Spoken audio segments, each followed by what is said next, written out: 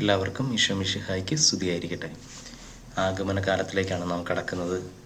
ക്രിസ്തു കൂടെയുള്ള ഒരനുഭവം, ദൈവം കൂടെ നടക്കുന്ന ഒരനുഭവം. ഏദൻ തോട്ടത്തിൽ ആദവും ഹവ്വയും അനുഭവിച്ചത് കർത്താവിൻ്റെ സ്നേഹം അടുത്തറിയുന്ന ഒരനുഭവമാണ്. ഇന്ന് പലപ്പോഴും നമ്മുടെ ജീവിതത്തിൽ കർത്താവ് നമ്മുടെ കൂടെ ഉണ്ടോ എന്ന് വീണ്ടും വിചിന്തനം ചെയ്യാനുള്ള ഒരു സമയമാണ്.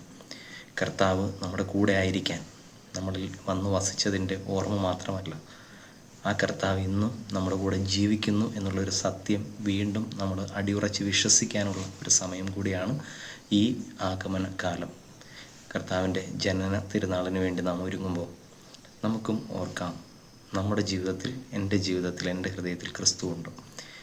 എഫേസ്യർക്കാർക്ക് എഴുതിയ ലേഖനത്തിൽ 2-ാം അധ്യായം 14-ാം വാക്യത്തിൽ പൗലോസ് അപ്പോസ്തലൻ നമ്മെ ഓർമ്മിപ്പിക്കുന്നുണ്ട്, അവൻ നമ്മുടെ സമാധാനമാണ്, ഇരു കൂട്ടരെയും അവൻ ഒന്നിപ്പിക്കുകയും ശത്രുതയുടെ മതിലുകൾ അവൻ തകർക്കുകയും ചെയ്തു. ഭിന്നിച്ചു കഴിയുന്ന മനസ്സുകൾ, വെറുപ്പ്, വിദ്വേഷം ഒക്കെയുള്ള മനസ്സുകൾ, മറ്റുള്ളവരോട് രമ്യതയില്ലാത്ത മനസ്സുകൾ, അവിടെയൊക്കെ ദൈവം കൂടെ വസിക്കുന്ന അനുഭവം നമുക്ക് നഷ്ടപ്പെട്ടു പോകും.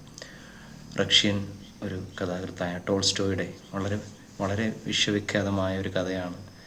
ഒരു പാതിരാ കുർബാനയ്ക്ക് പോകുന്ന വൈദികൻ്റെ കൂടെ കർത്താവ് ആശ്ചര്യത്തോടെ പോവുകയാണ്. എൻ്റെ ജന്മദിനം എങ്ങനെയാണ് ഇവർ ആഘോഷിക്കുന്നത് കാണാനായിട്ട്. അവിടെ ചെല്ലുമ്പോൾ കർത്താവ് വളരെ മനോഹരമായ പ്രസംഗങ്ങൾ കേൾക്കുന്നുണ്ട്, ആളുകളെ കാണുന്നുണ്ട്, സന്തോഷം അനുഭവിക്കുന്നുണ്ട്.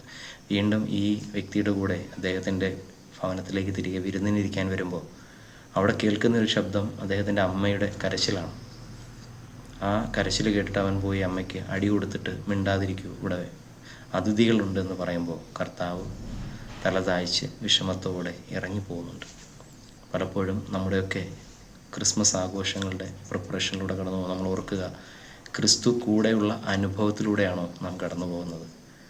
നല്ല വാക്കുകളുണ്ടായിരിക്കാം, എന്നാൽ നല്ല പ്രവൃത്തികളുണ്ടോ? കർത്താവ് കൂടെയുള്ള പ്രവൃത്തിയാണോ? ഇസ്രായേൽ ജനത്തിൻ്റെ കൂടെ നടന്ന ദൈവമാണ്. ഞാനാണ് രാജാവ്, ഞാനാണ് നിങ്ങളെ സംരക്ഷിക്കുന്നത്, ഞാനാണ് നിങ്ങൾക്ക് പരിചയമായി മുന്നേ പോകുന്നത് എന്ന് പറഞ്ഞ് ഇസ്രായേലിൻ്റെ കൂടെ നടന്ന ദൈവം. എന്നാൽ ഇസ്രായേൽ പലപ്പോഴും മറന്നുപോയി, ഞങ്ങളുടെ ദൈവമാണ് ഞങ്ങളുടെ കൂടെ നടക്കുന്നത് എന്ന്. യുദ്ധത്തിന് സാന്നിധ്യത്തിൻ്റെ കൂടാരവും എടുത്ത് അവർ വിജയം വരിച്ചപ്പോൾ കർത്താവ് പറഞ്ഞത് കേട്ടതുകൊണ്ടാണ് അവർക്ക് വിജയം ലഭിച്ചത്. എന്നാൽ പലപ്പോഴും നമ്മൾ കർത്താവ് പറയുന്നത് കേൾക്കാൻ, കർത്താവിൻ്റെ വചനത്തിൽ അടിയുറച്ച് നിൽക്കാതെ, കർത്താവ് പറയുന്നത് കേൾക്കുന്നതിന് മുമ്പ് കർത്താവിനെ വഹിക്കുന്നവരാണ് നാം എന്ന് അഹങ്കരിക്കാറുണ്ട്. കർത്താവിൻ്റെ വചനം അനുസരിച്ച് ജീവിക്കുന്നവർ പാറമേൽ ഭവനം പണിത വ്യക്തിക്ക് തുല്യരാണ്. ഈ ആഗമന കാലത്തിലെ ദിവസങ്ങൾ എൻ്റെ കർത്താവ് എൻ്റെ രക്ഷകനാണെന്ന് ഹൃദയം കൊണ്ട് വിശ്വസിക്കുകയും അതരം കൊണ്ട് ഏറ്റുപറയുകയും ആ കർത്താവ് പറയുന്നത് പോലെ ജീവിക്കാൻ നമുക്ക് കഴിയട്ടെ എന്ന് ആശംസിക്കുകയാണ്. പലപ്പോഴും ക്രിസ്മസ്, ജനന തിരുനാൾ കാലയളവുകൾ ആഘോഷത്തിൻ്റെ, സന്തോഷത്തിൻ്റെ ഒരു സമയമാണ്. കർത്താവിലുള്ള ആനന്ദമാണ് നമുക്ക് വേണ്ടുന്നത്. മറിച്ച് ഓരോ ആഘോഷങ്ങൾക്കിടയിലും ഈ തയ്യാറെടുപ്പിന് നാം സമയം കണ്ടെത്താറില്ല. ഉപവാസത്തിന്, പ്രാർത്ഥനയ്ക്ക്, ദാനധർമ്മത്തിന് ഈ ചെറിയ നോമ്പിൻ്റെ സമയം അതിനുള്ളതാണെന്ന് കൂടി നാം മറന്നു പോകാറുണ്ട്.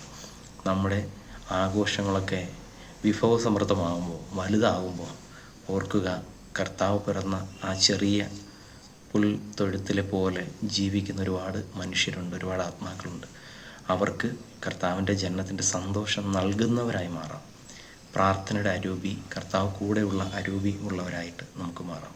ദൈവം നിങ്ങളെ ഓരോരുത്തരെയും അനുഗ്രഹിക്കട്ടെ.